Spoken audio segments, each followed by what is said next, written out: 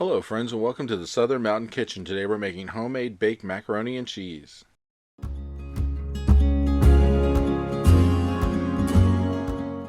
So what we're going to do is we're going to start off with cooking the macaroni because we want to get this over with before we start doing anything else. So you're going to heat a large pan of water on your stove to boiling point, and then we're going to add into this at least a tablespoon or so of salt, and then we're adding in a cup and a half of dried elbow macaroni. And we're going to stir this around a little bit to make sure that it's all mixed through, not sticking to the sides or the bottom when it went into this. You could add a little oil to this if you want to actually stop it from sticking together. And we are going to cook this for about 9 minutes. It doesn't have to be completely done. We can get this to the point where it's mostly done and it's a little stiff, but that's going to work because we're still going to bake this in the oven when we get to the next stages of making the macaroni and cheese. So in a skillet, we're going to put in at least 3 tablespoons of butter, and we're going to have this at medium-high heat because we want this to go ahead and melt.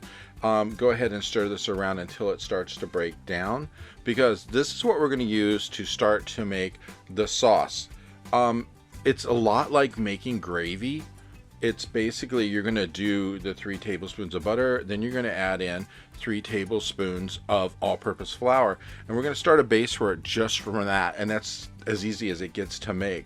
So once your butter gets melted like mine is going right here, then this is where we come in with at least 3 tablespoons of flour. And we're going to go ahead and mix this through, stir it up, and get the butter incorporated into the flour, because we want to cook this for a couple of minutes, maybe at least 2, to get the taste of the flour out of it. We're using it basically as a thickening agent. We don't want to taste the flour. If you do leave it in there and don't mix it up properly, it's going to taste kind of funky. So stir it around for about 2 minutes and let it cook. And that basically is going to cook that whole taste of the flour out of it, but your thickening agent is there. And the best thing about this is after 2 minutes, you are ready to get rolling with this recipe. So go ahead, stir this around till everything is incorporated. You don't have any large lumps laying around. And just keep stirring. So once we get it to the point that we want to go ahead and mix in our milk, we are going to use 2 cups of whole milk. I'm not talking skim. You need whole for this because it needs a little bit of a body to stand up for what we're about to do. So when we go to add this 2 cups of whole milk in, we're not dumping it in all at once. We're going to pour a little bit, blend it into what's already in the pan, then add a little bit more and blend that in, and then afterwards you can actually pour in the rest of the milk. So you want to do this kind of at a slow pace, because if you do it all at once, it might not combine together really well and it really will not set up. So like I said, pour in a little bit at first. So we're talking maybe 1/4 of the milk at that point. And then stir it around to make sure that everything in your pan is broken up and you don't have large lumps of anything.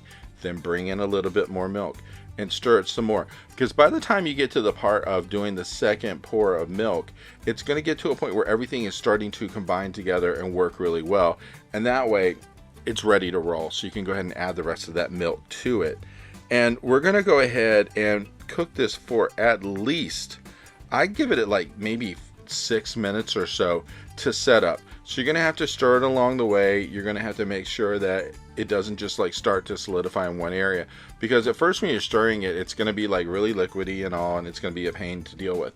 Along the way, we are going to add in 1/2 teaspoon of salt and 1/2 teaspoon of pepper, because as we're stirring it, might as well just stir it in at the same time.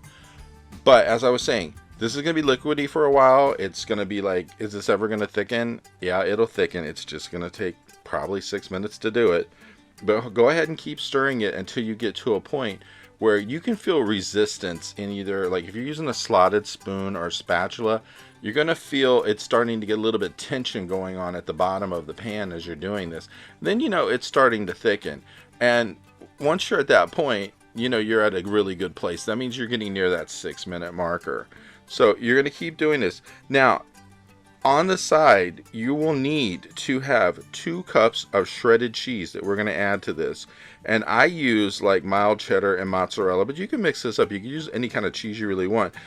Just basically, it's best to start with like the cheddar because you want to give it that taste. However, you're going to need 2 cups of this shredded. So go ahead, shred it, get it ready, have it sitting to the side so that way you can use it when you get to the point where this thickens. Because we're going to put the cheese into what we just made and it's going to melt. And as it melts and we mix it up, you're going to get cheese sauce out of it. So, and it, like I said, you can split this cheese up. Like I use like basically 1 cup of mild cheddar and 1 cup of mozzarella. However, you could use Swiss or whatever. You really can mix this up in any way you want to go about it to make it a different taste. It's like whatever works for you flavor wise, that's probably what you need to work with there. So, but make sure that your cheese is ready ahead of time. So that way when we go for this stage, it's really easy to deal with. And as you can see with mine, it's starting to thicken up a bit as I'm mixing it right now because it has a bit of an edge to it. It's starting to resist with the whisk going through it. And that's what you really want, because you cannot use this if it doesn't set up and doesn't thicken enough, because it's just not going to work well with the cheese to actually combine to make a sauce, because the sauce needs to be a little on the thick side. So now that mine is thickened, I'm going to go ahead and add my cheese in, which I've already got shredded up right here, and just slide it into your pan as best you can. Get it in there and spread it out, and as it's spread it out, it'll be a lot easier for it to melt and actually incorporate into the sauce that's already in the pan. So go ahead and stir it, and as you're watching this, because you're going to be, like I said, medium-high heat here, this is going to start to dissolve pretty quickly. So not really that bad at all. Now, for your pasta that you had that you took off the stove before, drain it, make sure there's no water in it. So that way, when we bring this in, it's just basically going to be one of these. We can pour it into the sauce and get it combined together. So we're going to mix this for maybe a minute or two, just to make sure that all this cheese melts. Because as you can see, there's lumps in here. That's just it melting. And as the temperature in your pan comes up and surrounds this, it's going to melt it straight through. That's the best thing about it. This is not hard to make. Cheese sauce is very easy. It just, like I said, it's just like making gravy. If you know anybody who knows how to make gravy, or any of you who do know how to do it, this is, you know, the beginnings of this was basically gravy mix. But you're adding your cheese to it to make the cheese sauce.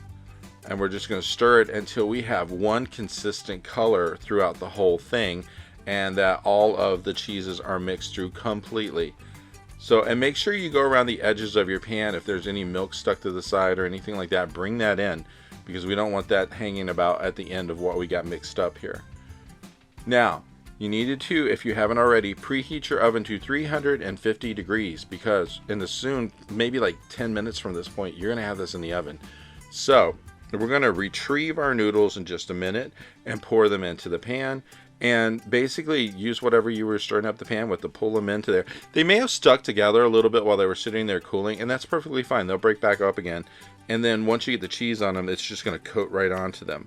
Now, when you get this into your container that you're cooking in and it's going into the oven, this is going to cook anywhere from 20 to 25 minutes at 350 degrees. And that's where you're going to basically look for it to be bubbling, and that way you'll know it's done. One thing I like about it is if you leave it in there at a good temperature, even if you turn on the broiler, you can actually get a little browning on top of it, which has such a good taste when you're making this baked version of macaroni and cheese. So take your dish that you're going to put this in the oven in. I would recommend at least an 8x8 dish. Spray it with some non-stick cooking spray, and then pour your macaroni and cheese into it and get all of that in there. And then we're just going to even it out and get it ready to go into the oven. And that's pretty much the whole deal there. Once you have it in and you bake it for that 20 to 25 minutes, it's going to be done. And when it comes back, it will look something like this. And I served mine with some chicken, and it was the best thing in the world, because this has such a great consistency and a great taste. I hope you liked this video, and if you did, please like and subscribe. And if you get a chance, check out the Southern Mountain Kitchen website, where you can get a free recipe, check out the cookbooks that are available from the Southern Mountain Kitchen, and order cookbooks at a discount and get shipping cheaper than Amazon. So it's a great deal all the way around. Have a great day.